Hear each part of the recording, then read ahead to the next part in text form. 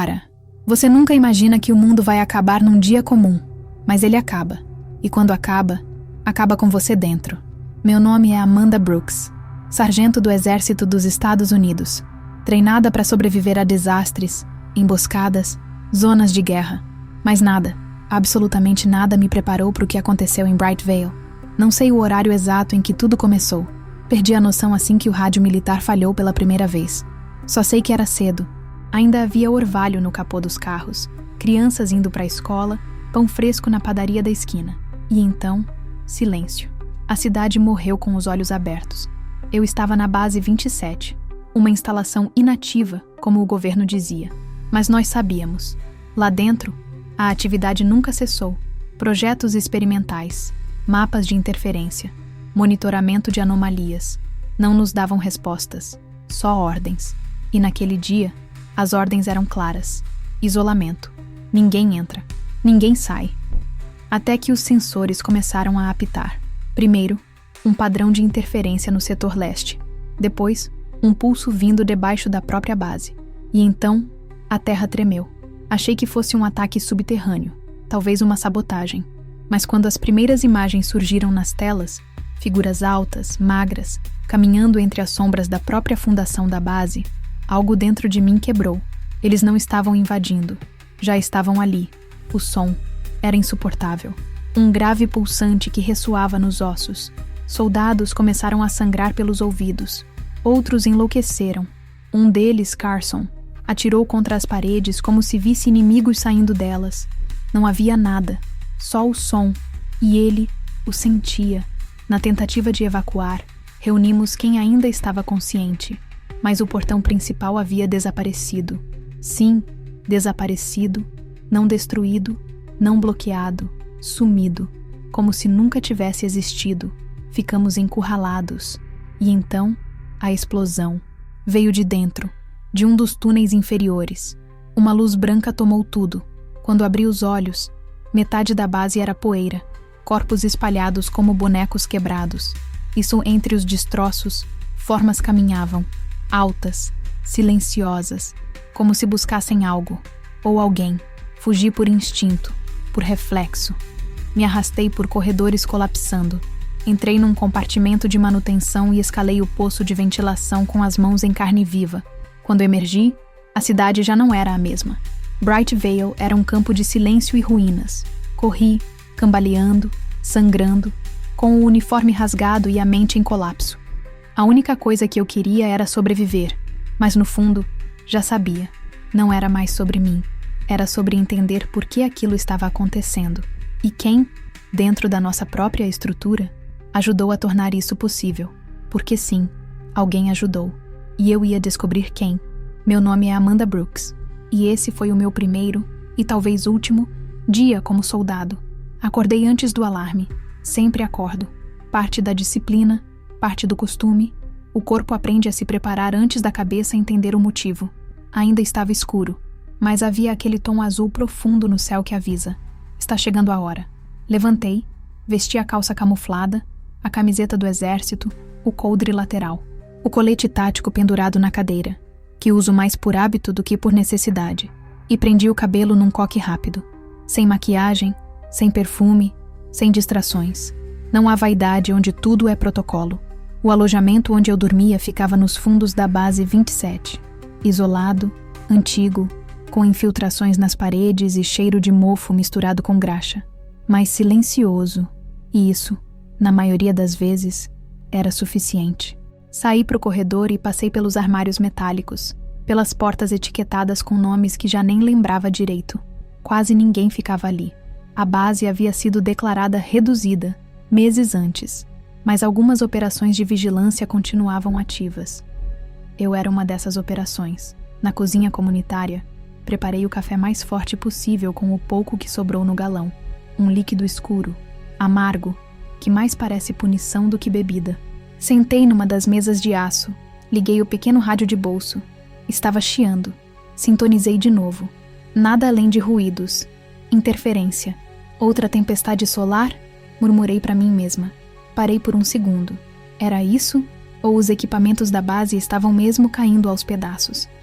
Fui até o centro de comando às 05:30, um prédio cinza, com vidros blindados e uma porta pesada que levava ao coração da base.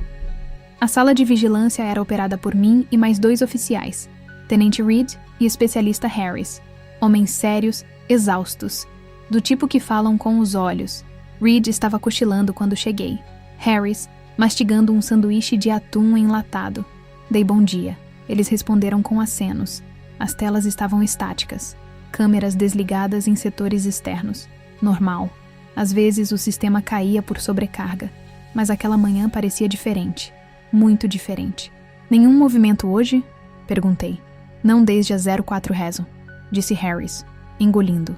As leituras estão erráticas. Algumas até revertidas.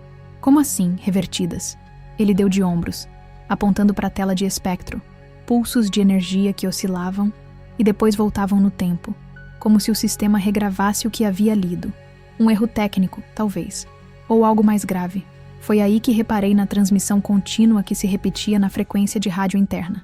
Uma mensagem cifrada, repetida a cada 30 segundos. Nível 3, protocolo sombra, iniciar bloqueio.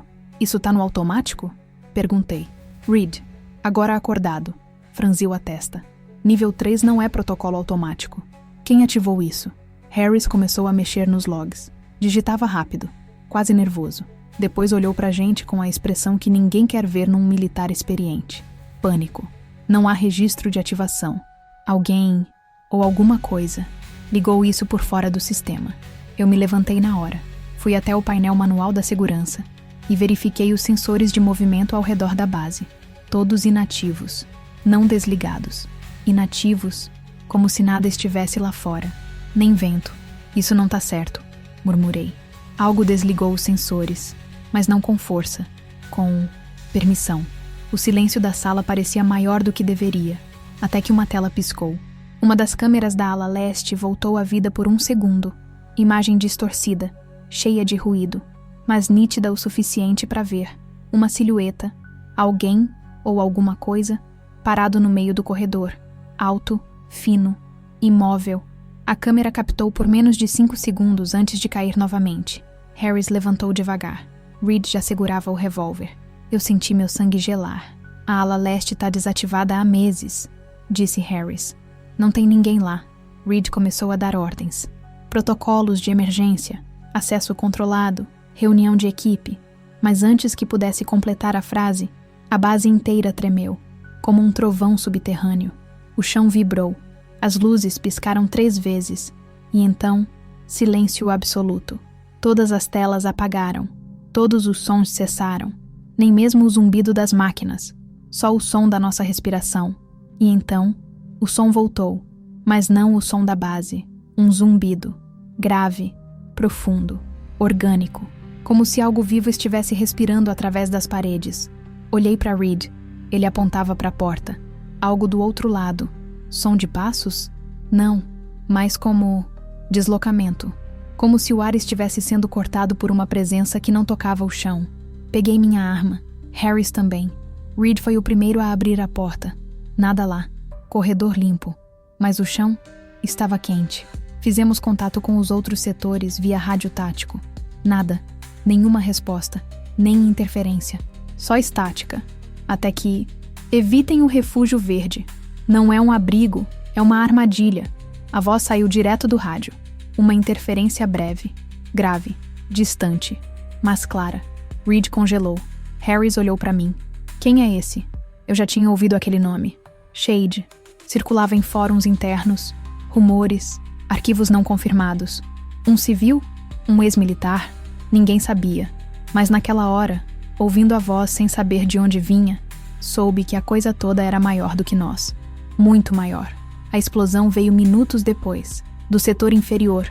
A base tremia como se estivesse desabando de dentro para fora. Corremos. Eu, Harris, Reed. Conseguimos chegar à sala de evacuação onde 3 soldados estavam tentando abrir o portão de emergência, mas algo o impedia de subir. Um deles chutava o painel. Outro gritava no comunicador sem resposta. Foi então que os gritos começaram. Não os nossos, os deles. As criaturas. Amanda ainda não sabe, mas naquele momento, O mundo que ela conhecia já não existia mais. A primeira morte que vi naquele dia não teve sangue, não teve grito, não teve rosto. Foi só silêncio. E depois, nada. Estávamos na sala de evacuação, tentando abrir o portão secundário quando o som mudou. Aquele zumbido grave que vibrava no chão ficou mais intenso. Parecia um motor gigante acelerando sob nossos pés. Reed estava do meu lado, suando frio, tentando reiniciar o sistema manual. Harris já gritava no comunicador como se alguém do outro lado fosse ouvir. Eu só ouvia meu coração e um som que não era meu. Era como se algo estivesse se aproximando, algo que o som não conseguia acompanhar. Foi aí que a porta do corredor se abriu, sem força, sem barulho, apenas deslizou. No primeiro segundo, não vimos nada. Depois, uma sombra preencheu a moldura da porta, alta, esguia. Movia-se como se deslizasse. E mesmo na penumbra, dava para ver que aquilo não era humano. Os braços longos demais, os olhos, ou o que eu achava serem olhos, completamente brancos. Não havia expressão, nem hesitação. Reed ergueu a arma, e antes que pudesse atirar, ele desapareceu. Não explodiu, não caiu, não sangrou, sumiu, como se nunca tivesse existido. O som mudou de novo, uma espécie de clique, e o ar ficou pesado, denso, como se o oxigênio estivesse sendo sugado do ambiente. "Cobre!" gritei para Harris, me jogando atrás de uma das caixas metálicas. Ele me seguiu no mesmo instante. A criatura entrou na sala, lentamente, com passos que pareciam não tocar o chão. Eu prendi a respiração. O rádio no bolso começou a chiar. Classificar, observar, silenciar. Aquelas palavras voltaram, mas não vieram do rádio. Vieram da minha cabeça. Como se algo estivesse falando dentro de mim, sondando meus pensamentos. Harris tentou sacar o taser de pulso, mas antes que apertasse o botão, a criatura virou-se abruptamente. Um feixe de luz saiu de sua mão, sem barulho, só uma vibração no ar. O taser, a mão de Harris e o próprio braço sumiram. Ele gritou, um som agudo, de dor e incredulidade. Eu puxei ele pela gola, empurrando-o para trás de um painel de controle. "Temos que sair", ele disse, entre dentes. "Isso não é humano. Isso não é..." Cala a boca e respira. Só respira. Eu nunca tinha sentido tanto medo. Nem no treinamento em zonas de guerra. Nem nas simulações de desastre. Ali, naquele instante, o medo era uma coisa viva. Um bicho preso no meu peito, arranhando, tentando sair. Esperei, contando os segundos, até que o zumbido ficou mais fraco. O ar pareceu menos pesado. Olhei devagar por cima do painel. A criatura tinha ido embora, mas deixou algo para trás. Um padrão queimado no chão. Como marcas, como símbolos, como um mapa. Não podia decifrar aquilo, mas parecia um aviso ou uma rota. Ajudei Harris a se levantar. Improvisei uma atadura no braço. Ele estava pálido, em choque. A única coisa que ele repetia era: "Eles sabiam. Eles sabiam que estávamos aqui." Corremos, pelos corredores colapsando, pelas alas sem luz, entre os gritos de soldados e o som de metal retorcendo. A base estava ruindo, mas não por bombas, por dentro, como se estivesse sendo desfeita célula por célula. Pegamos a rota de emergência, um túnel de serviço que levava até os fundos da base. Já usei aquele caminho uma vez, durante um exercício, mas agora ele estava diferente. As paredes vibravam, o concreto suava, havia água escorrendo do teto, não de canos, mas das próprias paredes, como se o lugar chorasse. No meio do túnel, Harris caiu. A dor era demais. Eu tentei carregá-lo, puxando pelo ombro. E foi aí que ouvi de novo a voz. "Ela sabe, ela viu, ela é uma das chaves." Não aguentei. Gritei: "Quem tá aí? O que vocês querem?" A resposta veio com uma imagem. Na minha mente, a base, de cima. Um mapa, marcas vermelhas piscando. Nossos nomes, nossas rotas, nosso DNA. Eles sabiam tudo. Chegamos ao fim do túnel. Um alçapão levava ao lado externo da base. Forcei a abertura. A luz do lado de fora me cegou por um instante. Mas não era sol. Era vermelho. Todo o céu estava coberto por um brilho rubro, pulsante, como se alguém tivesse virado um holofote em direção à terra.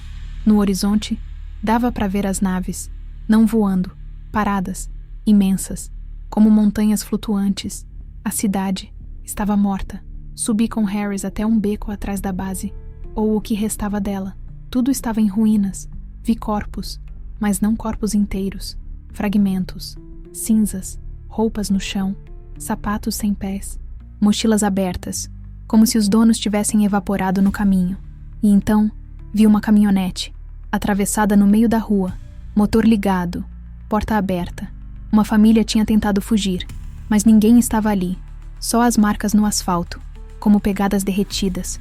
Harris caiu ao meu lado, desacordado. Fiz o que pude, mas ele já tinha ido, sozinha, ferida, com o uniforme rasgado e o rádio chiando nas costas.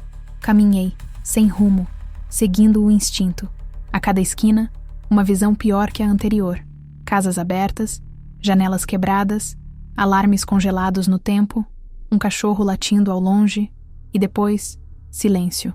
O tipo de silêncio que engole, que não devolve, até que vi a oficina, uma luz fraca vindo de dentro e uma sombra, humana. Bati na porta, 1, 2, 3 vezes. Tem alguém aí? Por favor. Alguém? A porta se abriu e ele estava lá, Rafa Mitchell, o homem que, sem saber, ia me salvar. Ou talvez eu tenha sido enviada até ele, porque, naquele momento, alguma coisa dentro de mim disse: esse ainda não é o fim, não hoje. Eu não me lembro exatamente como entrei na oficina. Só sei que minhas pernas falharam assim que vi a luz amarelada escapando por debaixo da porta. Meus dedos bateram na madeira 3 vezes, num instinto primitivo de sobrevivência. A voz saiu trêmula, quase engasgada. Tem alguém aí? Por favor, alguém? A porta abriu com um rangido sutil. E ali, na penumbra, estava Rafa, rosto sério, olhos arregalados, sujo de graxa e sangue seco. Ele me puxou para dentro com firmeza, trancando a porta atrás de nós como se aquilo fosse nos proteger do que estivesse lá fora. Cai de joelhos, arfando. O ar dentro da oficina parecia mais denso, mais seguro, mas era só uma ilusão. Eu ainda sentia a presença deles na cidade. Eles não estavam em toda parte, estavam nas partes certas. E isso era pior. Você viu? Ele perguntou, com a voz baixa. Assenti, e disse a única coisa que fazia sentido naquele momento. Eles sabiam onde atacar. Eles sabiam onde eu estava. Rafa não disse nada. Só me olhou com aquela expressão que a gente só vê em quem já perdeu tudo e ainda não teve tempo de chorar. Enquanto ele cuidava dos meus ferimentos com mãos firmes e um kit de primeiros socorros empoeirado, tentei colocar os pensamentos em ordem. Contei sobre a base, sobre a explosão vinda de dentro, sobre as figuras que pareciam se mover sem tocar o chão. Contei o que vi, o que ouvi, o que senti, mas não consegui colocar em palavras o que realmente importava. Eles estavam nos estudando, não como cientistas, como predadores. Temos que sair daqui, falei, quando a dor deu trégua. Ir para onde? O Hospital Jefferson. Era para ser um ponto de evacuação. Pelo menos, foi isso que informaram antes de tudo cair. Rafa hesitou. Não por medo, mas por saber, no fundo, que não haveria salvação por lá. Ainda assim, concordou. Começamos a juntar suprimentos. Água, lanternas, ferramentas, um rádio de onda curta. Eu levei a mão ao bolso do colete e toquei o que havia pegado na base. Um dispositivo estranho, metálico, com linhas que se acendiam em padrões quando em contato com a pele. Eu ainda não sabia o que era. Só sabia que alguém, ou algo, queria ele longe das nossas mãos. A rua em frente à oficina estava envolta em névoa, mas não era uma névoa natural. Tinha cheiro de ozônio, de ferro queimado, de ar filtrado por algo que não deveria existir. Era como se o próprio céu estivesse exalando seus restos. Começamos a andar em silêncio. Rafa na frente, eu cobrindo a retaguarda. Cada esquina parecia um teste, cada beco, uma armadilha. As casas estavam abertas, mas vazias. As janelas quebradas, mas sem sinal de invasão. Como se todos tivessem desaparecido antes mesmo de perceberem o que acontecia. No cruzamento da avenida principal, vimos a primeira grande implosão. Era um prédio comercial, de 3 andares. Ele colapsou sem som, como se tivesse perdido o peso, o tempo e a razão de existir. O vidro virou pó, as paredes se dobraram para dentro, e tudo foi engolido por uma luz vermelha que não vinha de lugar nenhum. Corremos para trás de um carro abandonado. Amanda encostada no asfalto frio, eu tentando captar algo no rádio. Chiado. Depois, um sussurro. Eles não nos querem mortos, nos querem calados. A voz era de Shade, não havia dúvida. E se ele ainda estava transmitindo, havia uma chance. Uma frágil, tênue e desesperada chance. Chegamos à lanchonete do velho Jasper. As paredes estavam riscadas com sangue. Palavras simples, palavras de aviso. Silêncio. Eles ouvem pelo som. A cidade estava viva, mas não como antes. Estava viva como um corpo tomado por um vírus. Um organismo que não queria nos destruir. Queria nos substituir. Mais adiante, passamos por uma escola. As carteiras estavam empilhadas no pátio. No quadro negro, uma mensagem escrita com giz. As crianças pararam de responder às perguntas. Ali, o ar parecia mais espesso. Rafa me puxou pelo braço e seguimos. Foi então que ouvimos um barulho diferente. Não o zumbido, não os estalos, mas vozes humanas. Um grupo de sobreviventes, escondido num estacionamento subterrâneo. Uns 10 no máximo. Armados com canos, tacos, pedaços de ferro. Quando nos viram, apontaram as armas improvisadas. Mas eu mostrei meu crachá militar. Eles recuaram. Lá dentro, conhecemos Léo, um garoto de não mais que 14 anos, com olhos fundos e um rádio amarrado às costas. Ele ouvia, não com os ouvidos, mas com a alma, captava os sussurros, e quando reproduziu uma das mensagens, a certeza se instalou. Evitem o refúgio verde. Não é um abrigo, é uma armadilha. O refúgio, o tal último bastião, anunciado nas transmissões governamentais. Mentira. Uma armadilha montada para os que ainda acreditavam que havia salvação no sistema. Antes que pudéssemos decidir o que fazer, a criatura apareceu, alta, esquelética, rosto sem traços, olhos brancos como leite. Ela entrou no estacionamento como se fosse dona do lugar, e com um gesto, apagou metade do grupo. Não com explosões, não com tiros, com luz. Uma luz que silenciava. Corremos. Léo, eu, Rafa. Escadas de emergência. Corredores colapsados. Paredes marcadas com símbolos que mudavam de forma. Atrás de nós, o som de vozes inumanas. Palavras que não eram faladas. Eram sentidas. Observar, classificar, silenciar. Quando emergimos novamente na superfície, Bright Vale era um campo de guerra, mas não entre exércitos, entre realidades. As naves flutuavam, imóveis, como predadores esperando o momento certo para atacar. O céu pulsava. A cidade respirava como se tivesse pulmões subterrâneos. Não havia mais lógica. Não havia mais estrutura. Era caos.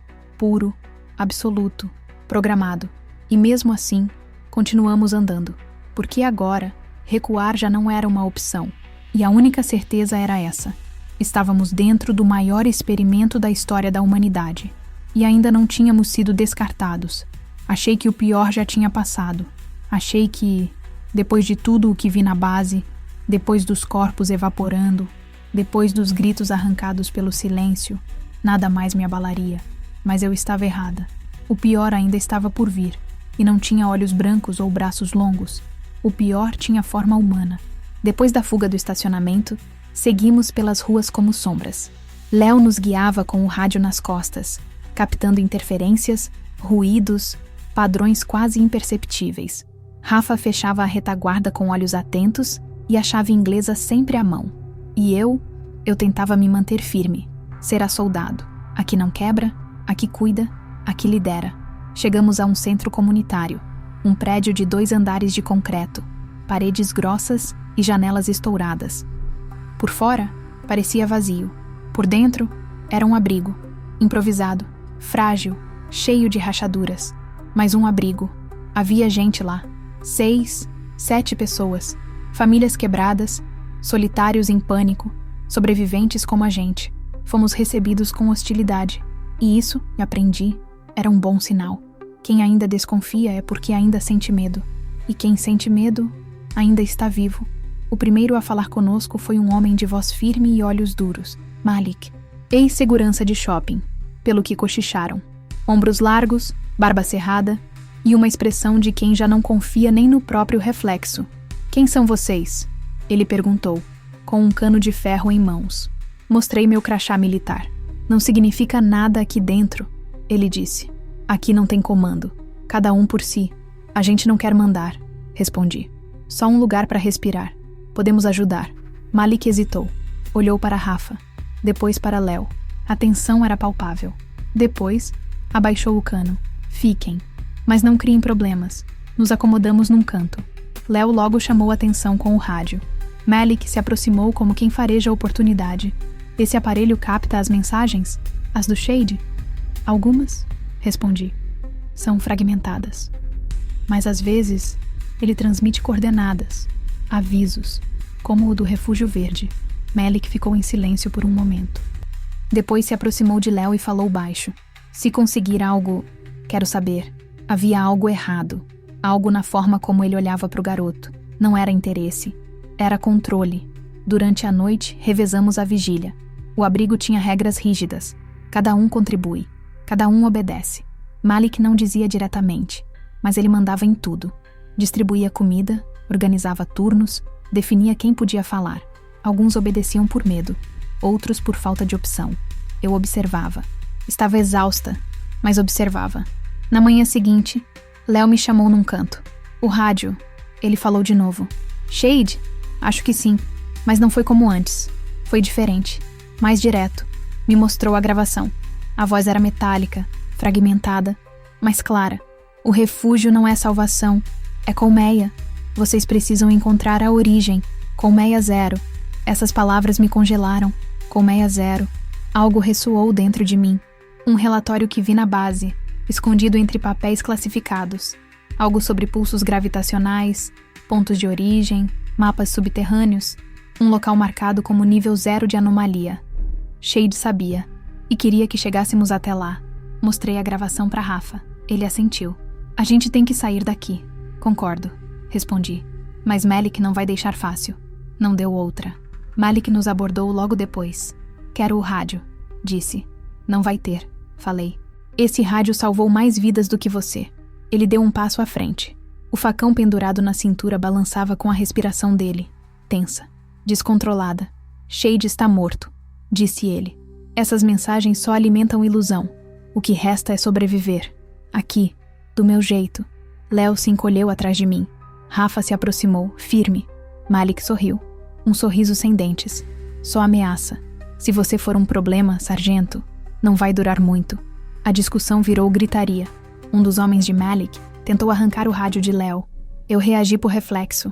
Cotovelo na garganta, chute no joelho. O homem caiu gemendo. Chega! Gritei. Malik avançou. Foi quando Rafa o empurrou contra a parede. E eu vi, por um segundo, o medo nos olhos dele. Mas não durou. Ele recuou. Sorriu de novo. Disse, vocês acham que tem um plano, mas lá fora não tem plano. Só morte. Naquela noite, ninguém dormiu direito. O rádio apitou de novo. Uma nova mensagem.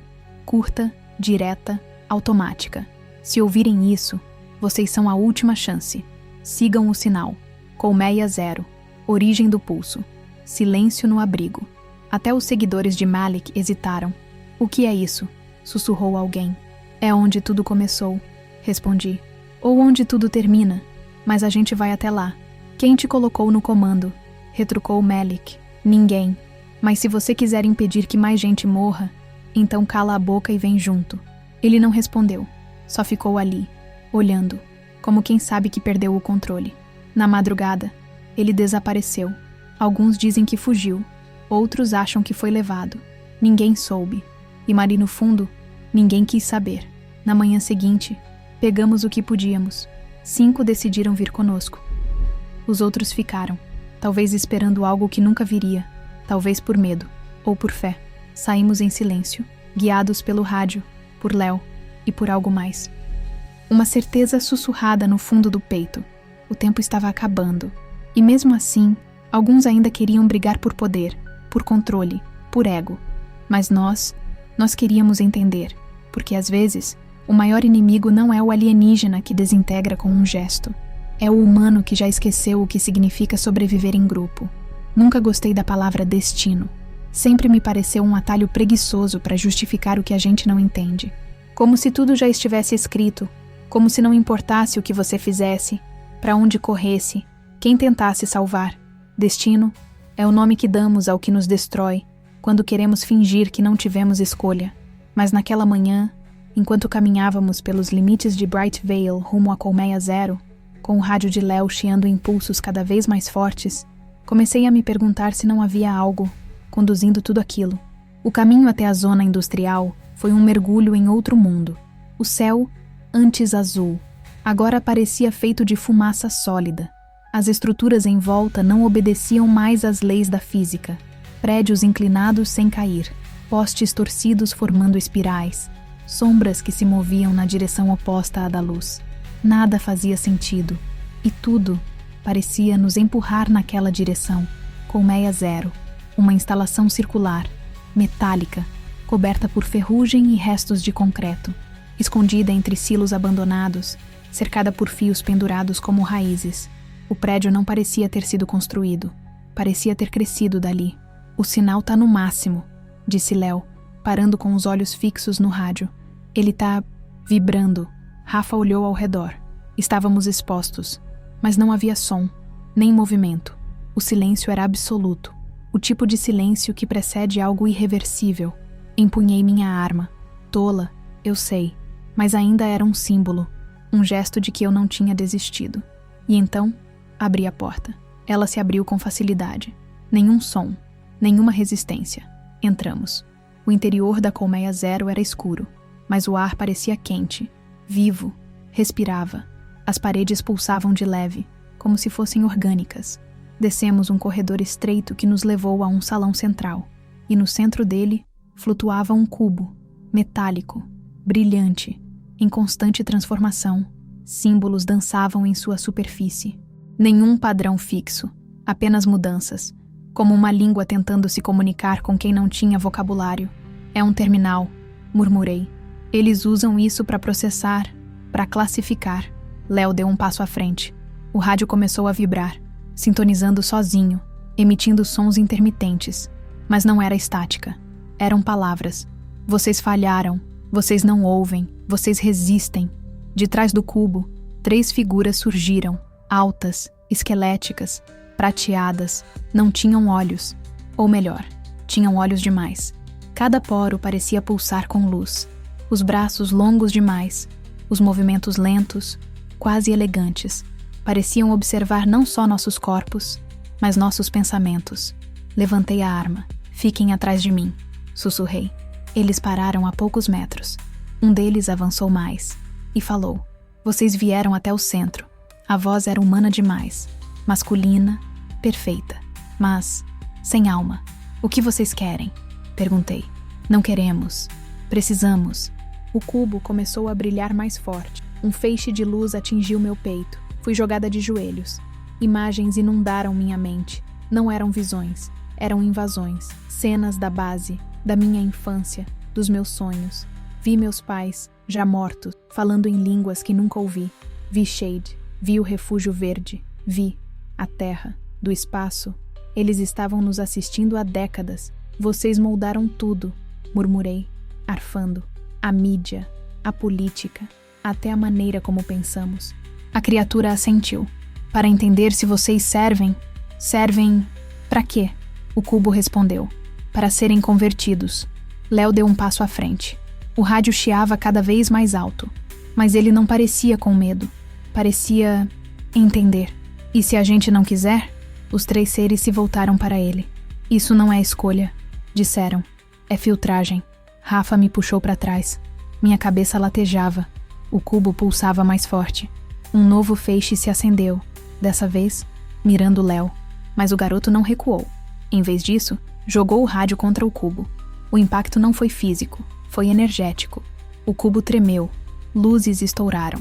Um som agudo cortou o ar, fazendo os 3 seres recuarem. Pela primeira vez, eles hesitaram. Agora! Gritei. Puxei a granada que guardei desde a base. Uma relíquia de um protocolo extinto. Puxei o pino. Cobre os olhos. E soltei.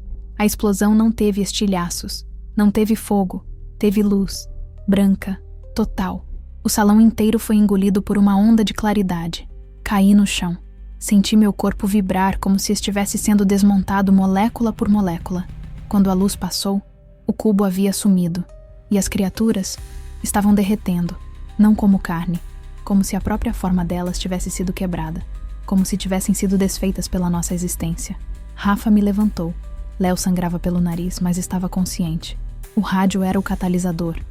Ele murmurou. Shade sabia. Era uma bomba. Carregamos os outros 2 sobreviventes que nos seguiram. Subimos correndo as escadas do corredor, agora colapsando. A estrutura vibrava. Rachaduras surgiam nas paredes. Luzes piscavam como nervos expostos. Saímos na rua no exato momento em que o céu mudou. As naves pararam. As formas congelaram. E um novo som preencheu o ar. Silêncio. Mas não o silêncio da morte. O silêncio da pausa. A terra respirava. E nós também. Dizem que depois do trauma, vem o silêncio. Mas o que eu encontrei foi outro tipo de barulho. O interno. O que ecoa por dentro mesmo quando tudo lá fora para. A colmeia zero foi o fim de uma linha. E o começo de outra. A luz branca da explosão ainda dança nas minhas pálpebras toda vez que fecho os olhos. Não foi só claridade. Foi um rompimento. Um corte entre antes e depois. Não sei exatamente o que fizemos ali. Não sei se vencemos alguma coisa. Mas sei que paramos o que estava vindo.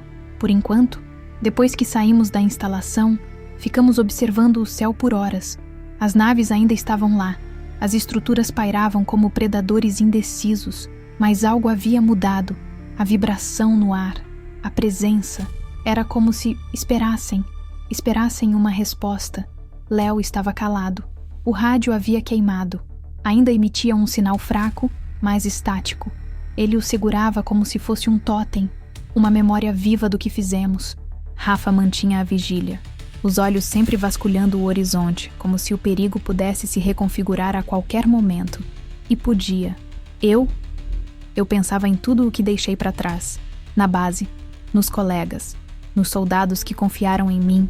Pensei em Malik, no abrigo, no que o medo faz com a gente quando o mundo colapsa, e no que ainda pode nos fazer. Pensei também em Shade, na voz que nos guiou, no jeito como ele parecia saber exatamente o que cada um de nós precisava ouvir. Será que ele ainda está vivo? Será que a próxima mensagem já está sendo enviada? Eu não acredito mais em coincidências. Tudo isso, os sinais, as rotas, os encontros, foi um rastreamento, não só deles, mas nosso também. Como se estivéssemos sendo guiados por peças soltas de um quebra-cabeça que alguém começou a montar muito antes da invasão. Talvez muito antes de nascermos. Amanda Brooks. Sargento. Sobrevivente. Mas será que ainda sou só isso? Porque agora carrego dentro de mim coisas que não entendo. Fragmentos de visões. Palavras em línguas que nunca aprendi, mas que sei reconhecer. Os rostos daqueles seres continuam vívidos.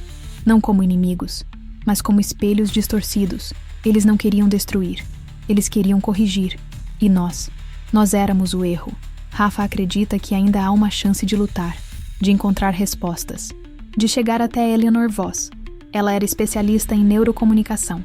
Talvez seja a única capaz de decifrar o que estava naquele cubo, o que ele dizia e por que reagiu ao rádio. Léo concorda. Disse que Eleanor pode ter recebido mensagens antes de todo mundo, que talvez ela esteja esperando a gente. Eu só sei de uma coisa. Não podemos mais parar. Não dá para voltar. Não dá para fingir que isso foi só um ataque. Foi uma avaliação. E nós ainda estamos sendo avaliados. Cada passo, cada decisão, cada sobrevivente que escolhe ajudar em vez de dominar, cada voz que tenta se conectar em vez de silenciar. A verdadeira resistência não está nas armas. Está na escolha de manter o humano vivo. Mesmo quando tudo ao redor tenta te transformar em outra coisa. Já não sei se a Terra ainda é nossa, mas sei que tem gente disposta a defendê-la. E se estamos vivos, é porque ainda não fomos descartados. Ainda não fomos convertidos. A pergunta agora não é mais o que eles querem de nós. É o que nós vamos fazer com o que sabemos. A estrada até Eleanor é longa, mas o rádio ainda pulsa. O sinal não morreu. E talvez, só talvez, ainda exista tempo. E se não existir, então vamos fazer parecer que existe, nem que seja só mais um dia.